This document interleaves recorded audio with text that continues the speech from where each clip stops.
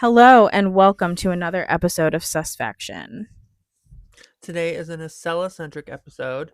I'm Kyle, And I'm Isella. and we're your hosts. So, today we're going to be talking about, and I posted the teaser a little bit late. I don't know if anyone noticed, but I posted the teaser on Tuesday morning. And I posted the teaser. I didn't say his name. I just posted pictures because I feel like this case is so well known, at least aspects of it are, that Yeah. his face gives it away anyway. Right. But we're talking about John Fitzgerald Kennedy. Yes, we are. The Kennedy curse, actually, is where I want to start our story. The Kennedy curse refers to a pattern of untimely deaths and tragedies that plague the prominent American Kennedy family, including assassinations, a plane crash, addiction, and health crises, leading many to believe a supernatural force or curse affects the descendants of Joseph P. Kennedy Sr. after his children's early political prominence and violent deaths. So, I don't know how many people know that much about Joseph Kennedy, the father, but Joseph was several things. He was a financier, and apparently he made a lot of money doing insider trading, as well as as well as starting a company that produced liquor and booze just before the end of Prohibition. He decided to invest a lot of his money into the presidential campaign of Franklin Delano Roosevelt, and he helped to make insider trading illegal. Because, of course, nobody can do what he did, because then he won't be the only rich guy out there. Right. He didn't want to see anybody else be successful at it. So, Joe Kennedy had 9 children with his wife Rose, and was also rumored to be a playboy and have a relationship with a Hollywood starlet during his marriage. Probably the most famous of his children is John Fitzgerald Kennedy, or John F. Kennedy. That's who today's episode is going to be about. I'm not going to talk too much about the life of JFK, but I am going to speak in depth about the conspiracy theories surrounding his assassination. So, John F. Kennedy was sworn in on January 20th, 1961. Okay, I'm going to take the time to present 7 theories. Some are longer than others, but we are going to talk about what the official narrative is first. My co host and myself were not alive during the time of JFK. No. So, this took some research, but in 1963, the state of the U.S. was the Soviet Union and the U.S. were in a working relationship. Kennedy's quest was for re-election, and many conservatives didn't agree with his peace acts, labeling him weak and a communist liberal. His aides didn't want him to go to Texas that week, but in November, he went. He had several visits around the state, and most things went well. However, when they came to Dallas, there were some obvious signs that he may not be wanted there. Or he was wanted. There were wanted posters everywhere with his face and profile that said wanted for treason. So, the morning of the 22nd, the motorcade headed west in Dallas and crossed in front of the book depository and then the grassy knoll. After some shots rang out, he was immediately taken to Parkland Hospital. Bobby Hargrass, a police officer on duty, immediately checked the grassy knoll, and then he went inside the book depository. he saw Lee Harvey Oswald in the snack room having a soda. When the police approached the building superintendent, the building superintendent identified him as an employee. So the police continued on their way and left Oswald to his soda. They then located on the 6th floor a sniper's nest. And in the sniper's nest was a 7.65 milliliter with a scope, some bullets on the floor, and later they found Oswald in a Texas movie theater. At 1:50 p.m., Oswald was arrested. He emphatically denied the charges at the press conference they held later that day. During the press conference, Jack Ruby was nearby with a loaded gun. However, he waited a week until the transfer when Oswald was being transported to jail. Then he took his shot, ending Lee Harvey Oswald's life, and the Dallas PD closed the case. Wow. Yep, that's the official report. The official FBI report was that, which I had just shared with you, but now everything I go into after this comes from different investigations and some conspiracy theories that are widely known. All right. How much of that original narrative had you heard? The whole thing. The whole thing.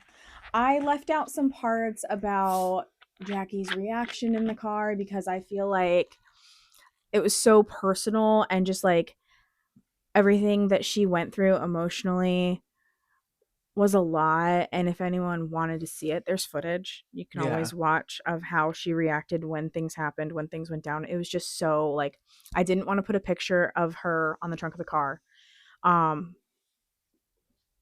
But like gathering the pieces of his skull together. Yeah. I didn't want to share that picture. I didn't want to like focus on what she was doing because I don't know why there was controversy as to what she was doing. She's a wife and she's in that situation, and the first thing she's thinking is, I want to be able to put him back together. Yeah. So she wanted every piece of him. So it was very emotional. It's emotional to talk about. Yeah. Okay. The collective experience was that most were not satisfied with this lone gunman theory. J. Edgar Hoover of the FBI pressured Lyndon B. Johnson to accept the report. But Lyndon B. Johnson formed the Warren Commission to further investigate for the American people. Earl Warren didn't want the responsibility, but Lyndon B. Johnson told the nation that the Warren Commission would investigate the assassination and investigate the murder of the assassin. They were to be assisted by all branches of the government, including the CIA, and the FBI. I already see a problem with that. The FBI is saying, just believe what we're telling you. And then you're like, no, we want you to change it. So we're going to put you in this little group and you need to play nice and work together to come up with a different answer. Right. I don't see that happening very well. So September 24th, 1964, the official Warren report was released and immediately backed by the press. Immediately. The official narrative was that gunman Lee Harvey Oswald, 24 years old, former Marine, had access to the 6th floor of the Dallas Book Depository. No evidence that anyone else was involved, and there was a witness that was able to identify him from 120 feet away. The commission demonstrated how the first bullet was responsible for 7 wounds. 1 bullet, 7 wounds. 2 on Kennedy and 5 on Connolly. This was introduced as the single bullet theory. And since Oswald had already attempted to assassinate Major General Edwin Walker on April 10th of 1963, and just 45 minutes after the assassination of JFK shot Officer Tippit, he looked like a likely suspect. The conclusion was that Jack Ruby killed Oswald out of empathy for the JFK assassination, and that Jack Ruby had zero ties to Oswald. So they closed the case. Mm-hmm.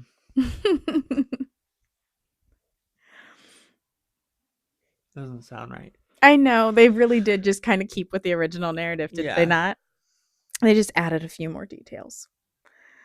They didn't do much investigating, and it felt that way to a lot of people. So, some holes or problems with the theory. I like to call them holes. I'm going to poke some holes in this theory. All right. So please explain to me how the bullet changes trajectory. The television coverage that day of the motorcade on November 22nd, 1963 shows that 2 shots simultaneously fired from the front. The autopsy photos also show that the bullets came from the front. The doctor who performed the tracheotomy on Kennedy said 3 times that the wound on JFK's throat was an entrance wound. Yet, when the Warren Commission presented their findings, they changed the trajectory of the shots, and now the bullets had come from behind. Of course they did. Hold on, So now all of a sudden, the bullets came from behind, which I always, whenever I see the footage of the motorcade, they're well past the book depository by the time you hear the shots. They're in front of the grassy knoll. Yeah. Yet they say Lee Harvey Oswald was in his sniper's nest in the book depository, which was behind them. So for that to fit their narrative, they would have had to change the trajectory of the bullets. Right. Bullets don't curve. We're not in the movie Wanted. No. So explain to me how, plus the whole 1 bullet caused 7 wounds always gets to me. Yeah, that's possible. They're saying, oh, it's possible if it didn't hit any bone on the way through. Okay, if the bullets came from behind, let's pretend for a minute, then they would have hit Kennedy first, not Connolly. Yeah. Connolly was in the front seat. Right. They supposedly hit Connolly first 5 times, 1 bullet, 5 times, hit him, and then bounced and hit Kennedy. If it did that, then they had to have come from the front, from the grassy knoll. Right. And that's what it looks like. That's what it sounds like when you watch video footage of the motorcade. So people, of course, were upset, and they did not believe the Warren Commission's findings. So then another committee was created, the House Select Committee on Assassinations. Wow. The head of this committee was Professor Blakey. In a sworn testimony, both intelligence organizations said that they had withheld information from the Warren Commission that could have led to conspiracy theories. Oh, I roll. The CIA and the FBI had very good reasons for what they did, I'm sure. The CIA head Dulles said he purposely misled the Warren Commission, while J. Edgar Hoover of the FBI said they purposefully withheld information from the Warren Commission. In 1979, the House Select Committee on Assassinations reversed the Warren findings, claiming there may have been a second gunman on the grassy knoll. Well, that would make sense. May have been a second gunman. Robert Tannenbaum which I just saw something else that mentioned him in another documentary I was watching yesterday. Oh my God. Not even about this, about something else. But it was about the Titanic, I think. Oh, really? Yeah, something to do with, anyway. Um, he said, and I quote, "This conspiracy goes to the highest levels of government," talking about the Kennedy assassination. Yeah. And these records were sealed until 2039. Why do you think they're sealed so long? I have theories. So that everyone who can die is dead by the time that they're open. 100%. I theorize that the reason why the records were sealed until 2039 is because they wanted to ensure that every single person that touched this conspiracy would be dead and long gone by 2039, so nobody would have to face any consequences. Yeah, of course. That's what I think. Of course, I agree. Mm-hmm. And we're in like prime time for conspiracies, like the 60s and 70s and 80s, and like Mm-hmm. that time period are like has so many different conspiracies in it. Yeah. Yeah, it does. And it's because you have agencies like this that Mm-hmm. are supposed to be helping the American public in By one way or hiding things another, from them. and they feel that hiding things from them is the best way to help them. Yeah. And that's, we talked about that in some of our alien episodes. Yeah. That hiding the truth was the way they chose to protect us. Yeah. Okay. I have one conspiracy theory I'm going to share today. And then episode 2, I'm going to share the other. So I gave us a basis basically today. The other conspiracy theories I'm going to share in part 2 because they all have one thing in common, and I need you to hear them all like back to back so you can put that piece of the puzzle together. So for part 2, I'm going to go into a few more of the political type conspiracies, but I am going to share a shorter one with you before we end here at part 1. So the first conspiracy theory that I'm going to share with you is the Lyndon B. Johnson conspiracy. And this one really doesn't have that name. It's just the name that I chose to give it because I wasn't sure what else to call it. It was centered around the belief that some wanted JFK out of the way so that Lyndon B. Johnson's policies would be able to be enacted. So they wanted him to take over. Mm. So LBJ was more liberal than Kennedy. And as soon as LBJ took office, one of the things that he did was undo one of Kennedy's executive orders. And that was the order that gave the U.S. Treasury the power to print its own money. He undid that executive order, giving the power back to the Federal Reserve. Gotcha. And there's a lot of conspiracy theories surrounding the Federal Reserve. So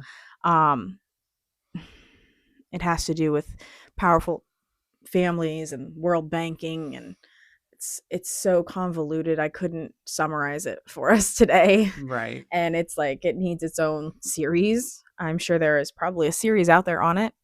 But Probably. it like needs its own full podcast, that whole conspiracy surrounding the Federal Reserve. Yeah. So it's not one I plan to cover because it's, like I said, very convoluted, and I think it's that way on purpose because they don't want you to discover the truth and everything behind it.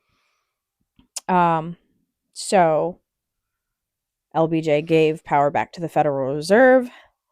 He also sent more troops into Vietnam, moving to a full-scale war. Kennedy had planned to withdraw. So that's completely the opposite direction Kennedy would have chosen to go. Right. And finally, the war on poverty. LBJ's Great Society was a massive expansion, adding Medicare, Medicaid, Head Start, and significant education, anti poverty initiatives, greatly increasing the federal government's role in social welfare. So, um, the program was called Great Society. So Mm-hmm. similar to um, other handouts we've seen in the past in different administrations, but these were more. I don't even know how to explain it. They were never supposed to be permanent, but they seemed like they've been around forever now. Yeah. So that was one of the big conspiracies, was that somebody wanted Lyndon B in charge instead of Kennedy. Right. So that was why he got taken out. I can see that. Yeah. But that's where I'm going to leave you on part 1. Okay. Part 2 is part 2 has, it's delicious because it has some serious organized crime energy. Oh. But that's all I'm going to give you as a preview. Nice. Yeah. Okay, well, again, thank you for listening. Be sure to come back for another episode. We post, every Thursday at 6 p.m. Eastern Standard Time. Remember, trust no one. Question everything. And if you want to send us your stories to read on the podcast, you can reach us at our email at susfactionpod@outlook.com. Again, it's susfaction@outlook.com if you want, or susfactionpod@outlook.com if you want to send us your stories for us to read on the podcast. And we also have an Instagram. Yes, you can find us at susfactionpod on Instagram. I post a teaser at the beginning of the week, and it will tell you what the episode is about. We are also going to be starting our subscriptions this month. I will have more information for you at the end of the next episode on how you can sign up for that. But this month's subscription only episode will be about H.H. Holmes. Yes, and that's going to be fun. All right, well, thank you very much. Bye-bye. Bye-bye.